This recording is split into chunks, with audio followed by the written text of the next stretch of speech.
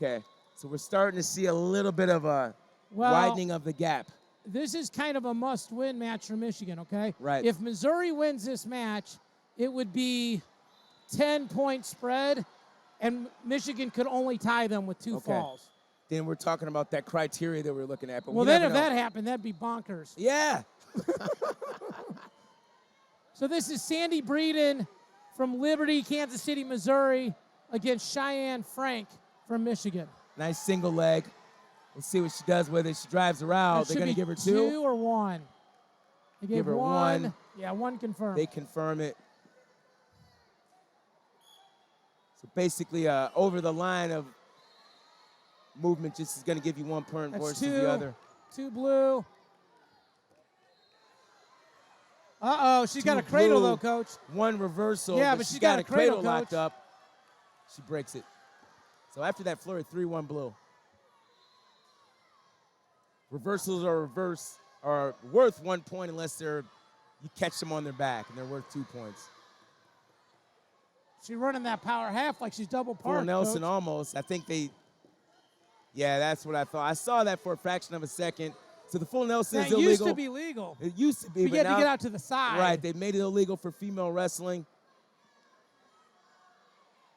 So the hands actually don't have to touch. They just have to touch the head. It doesn't look like there was a point given, though. She does it again. It's offensive, so they just blow them back up, I think, Coach. Front headlock attempt. Breeden here trying to chase that hamstring, run the corner. She loses the position, Cheyenne Frank. That should could be 2 for red. That should be. That might be 1 more for the step out. Now, white paddle because she was already there. Okay. So, 3-3, Coach.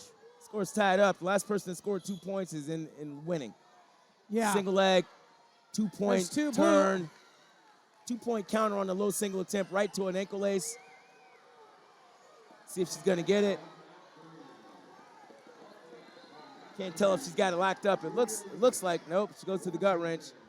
5-3 blue. A lot of points again. A lot of attempts, a lot of action going on. Every single match so far. Front headlock, low shot. Shot by Frank here. She catches her in that front head, and she gets a go behind. Breeden with another 2. 7-3 is the score now. Missouri can smell it now. Power half on top. No, I just thought about this. We haven't seen a lot of gut wrenches today. 1 or 2 ankle laces on top. Yeah. Typically, you'll see a lot more of those. Rebecca Strong probably had the best lace series. We have seen a lot of action, though. We have seen a lot of points scored. Another shot by Frank. Last time she scored 2 on the counter. It looks like she gets 2 more on the counter. She gets her head out, she'll get 2 for the takedown. Would she get, it would be 2 or 1 for the reversal since it's after. Probably right. Probably 1 point. Neither one happens, though. 9-3 blue. 9-3. 6-point spread.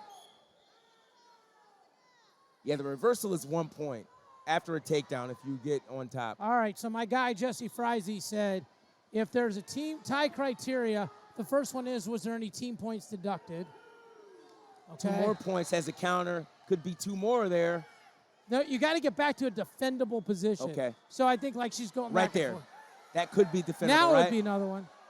She gets her head out. That's 2 more. That should be it. That should be a technical fall. I think they're calling for the technical fall, yeah. That's it. Missouri just won, Coach. They're going to throw the brick. Hey! Brick. I'm not sure what the brick is for. Is it for 11 points or 10 points or? Well, first of all, it's a Hail Mary. You got to throw it, right?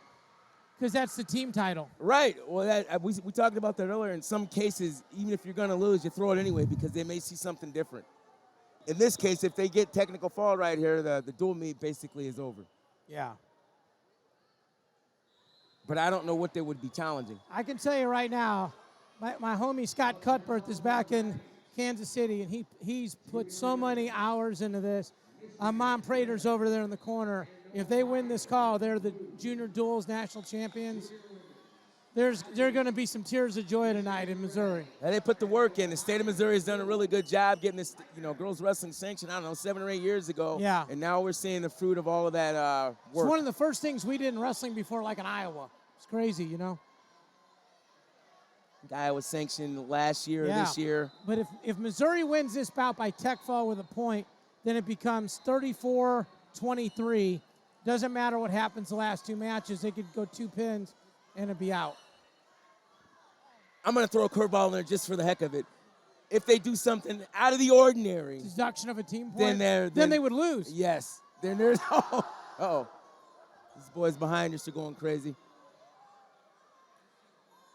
But, yeah, like we were talking about, I think it would be great strides. I want both teams to be successful, but a state like Missouri winning the national title, that's a great thing. I guarantee you Amon Prater knows the tiebreaker. And if this is the case, he's not coaching those last 2 kids. He's just sitting there quiet. Yes, sir. I'm not sure what's going on right now. They're it's a big review. Looking at something. Yeah. But I was trying to figure out what were they reviewing. But, yeah, if they get the 10 points, it's a technical fall. Done deal. 2.5, sir. That's the right answer, right? 2.5? So right now, while we're kind of going through this review, just about every state in the Midwest is sanctioned. We're looking at Indiana to be the last sanctioned girls state for women's wrestling or girls wrestling. Illinois, Michigan, Minnesota, Iowa, Tennessee, even Kentucky, I believe. Missouri and Kansas are all sanctioned. So Indiana is the last one. And if you go out west, I think Pennsylvania just sanctioned not too long ago. Ohio sanctioned not too long ago. Yeah. They're kind of... Pennsylvania just got sanctioned this year, like a couple months ago. Right. Yeah, good for them. All of that helps girls and women's wrestling grow. And for me, and for you, I think that bodes well for our Olympic team. Yes. I mean, you and I both know, Coach, the more experience you get, that's how you improve. All right, so they got the brick back. So they must have won it. So what does that mean? Well, we're going to see. It still says 13-3 on the scoreboard. Wait. 11-3 I see now. Can you see that? Back. 11-3. And there's only 10 seconds left in the match. Okay, so that changes everything we just talked about. Oh, so she's going to try to get 2. Uh-oh. This changes if she gets this takedown. She does not. That was the period. Okay. Okay. It was so long. Yeah. Okay, all right. Well, so it's 11-3 at the period, okay? Seemed like we had a 6-minute break there. Well, we had pin, and then the brick that time forgot.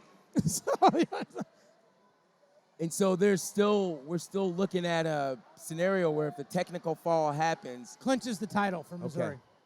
Unless, like you said, the they could unforeseeable lose happens. 2 pins Right. and they lose an argument with unsportsmanlike conduct. Something like that. I've seen it happen. Once upon a time, I got, early on in my career, I got booted out of a tournament. No running way, my mouth. Coach. For running no my mouth. way. For running my mouth. I've since learned how to behave.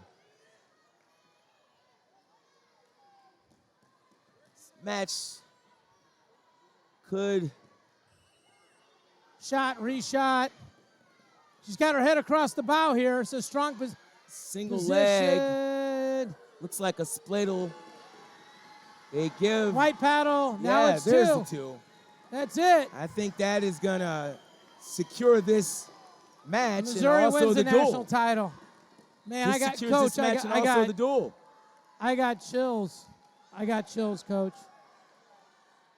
Unbelievable. It is unbelievable. We're